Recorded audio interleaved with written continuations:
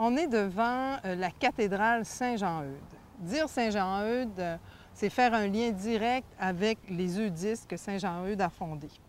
Le territoire de la Côte-Nord, on est ici à Bécomo, il faut se situer. Le territoire de la Côte-Nord a été sous la responsabilité d'autres diocèses pendant de nombreuses années.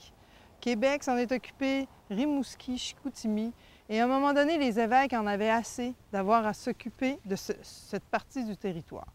Donc, en 1903, les Eudistes, donc une communauté de France, avaient de la difficulté à vivre là-bas parce qu'il y avait une loi qui interdisait leur vie communautaire. Ils ont alors accepté de prendre en charge ce qu'on appelait à ce moment-là la préfecture apostolique du Golfe Saint-Laurent, qui était le territoire de la Côte-Nord, qui, 2 ans plus tard, est devenu le vicariat apostolique et plus tard, on va le voir, va devenir le diocèse de Bécomo, ou en tout cas, il a changé quelques fois de nom, mais le diocèse.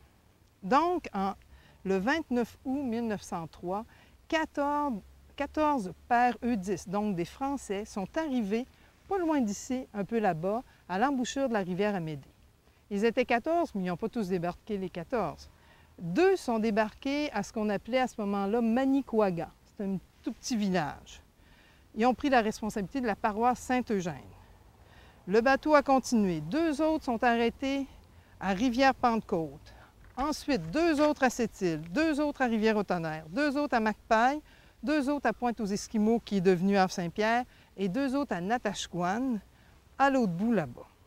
Donc, ces hommes arrivaient de France, connaissaient pas du tout la situation très difficile qui les attendait, les conditions de vie, vous imaginez, en 1903 sur la Côte-Nord, le transport en raquette ou en cométique, en traîneau à chien, c'était vraiment pas facile pour eux. Il y en a qui se sont noyés sur les glaces, mais ils ont continué leur mission. Mais ce qui les a le plus marqués quand ils sont arrivés, c'est la population accueillante. La population qui était très religieuse, des gens, quelques autochtones, oui, mais beaucoup aussi d'habitants non autochtones, qui savaient s'organiser, qui savaient prier et qui les accueillaient vraiment avec beaucoup de ferveur. On est devant la toile de Monseigneur Napoléon Alexandre Labrie. Napoléon Alexandre est né à Godbout en 1893. Godbout, c'est un petit village à l'est d'ici.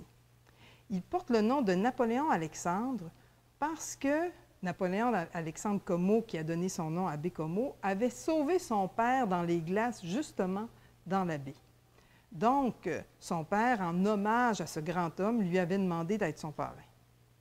Ce qu'il y a de spécial avec Napoléon Alexandre, c'est qu'il a rencontré très rapidement les eudistes. Dans son village, il ne pouvait pas étudier très, très longtemps parce qu'il n'y avait pas d'école avancée. Donc, à 10 ans, il est déménagé chez sa sœur ici à Saint-Eugène, ce qu'il appelait Saint-Eugène, et il s'est mis à étudier avec les eudistes. Il a continué ses études à Rivière-au-Tonnerre, puis, comme il voulait devenir prêtre, il est parti en Nouvelle-Écosse, au Nouveau-Brunswick et à Rome, où il a aussi étudié. Il a été ordonné en 1922. Il est revenu et est devenu curé des paroisses environnantes. Parce qu'il faut comprendre qu'à ce moment-là, ici, c'était une petite paroisse, mais il était aussi à Pessamit, à Château-Outarde, à Ragnaud. Puis, il est devenu aussi curé, il est allé plus loin en Basse-Côte. En 1938, on l'a appelé justement en Basse-Côte pour lui demander de devenir vicaire apostolique du Golfe Saint-Laurent parce que la préfecture apostolique était devenue un vicariat et ensuite a été ordonné évêque pour pouvoir voir à cette tâche-là. Et là, ce qui est arrivé, c'est que le presbytère, pas le presbytère, l'évêché, excusez-moi, du diocèse ou du vicariat était à Havre-Saint-Pierre. Il l'a déménagé à Bécomo, la ville industrielle de Bécomo, parce que c'est là qu'il y avait plus de vie, de développement. Son problème, c'est que la cathédrale était à l'église Sainte-Amélie et lui voulait faire du développement. Il voulait fonder un évêché et plein d'autres choses, mais comme c'était une ville fermée, c'était une ville industrielle, ce n'était que les gens qui travaillaient pour l'industrie qui pouvaient y être, il n'y avait pas assez de place.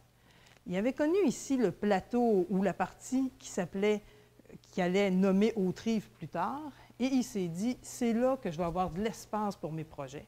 Donc, avec un groupe de citoyens, il a fondé la ville de Autrive en 1948.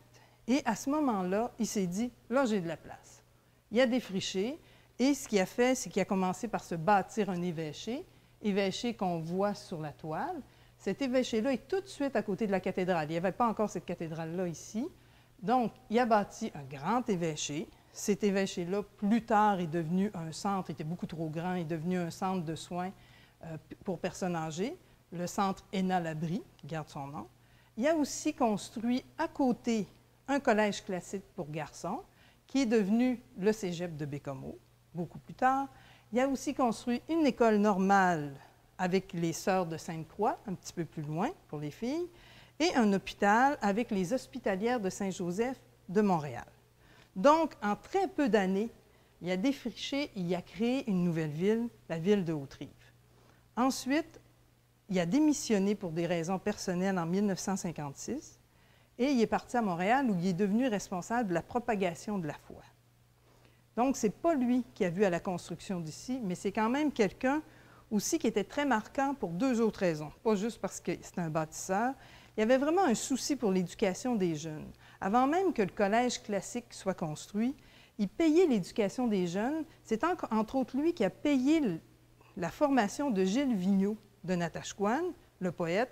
Il l'a envoyé étudier à Rimouski. Il s'est arrangé pour y trouver des bourses d'études. Et des fois, Gilles Vigneault venait le voir à l'évêché pendant les vacances quand il ne pouvait pas aller chez lui. Et Gilles Vigneault a des beaux souvenirs de son passage ici. Donc, il payait des études aux jeunes, mais pour que les jeunes reviennent, pour faire que la région soit développée, qu'il y ait des professionnels, qu'il y ait des gens formés qui puissent vraiment permettre à ce qu'on vive de la forêt, qu'on vive de l'industrie, mais qu'on vive bien aussi. Un autre souci qu'il y avait, c'était vraiment que le développement serve aux gens. Donc, il a écrit 3 lettres très importantes, dont 3 lettres pastorales, dont 2 lettres sur la forêt, et où il parlait du respect de la forêt, du développement durable et aussi de l'appropriation des ressources naturelles par les gens d'ici. Donc, c'est un homme plus grand que nature et on est très fiers, comme Nord-Côtier, de l'avoir eu parmi nous.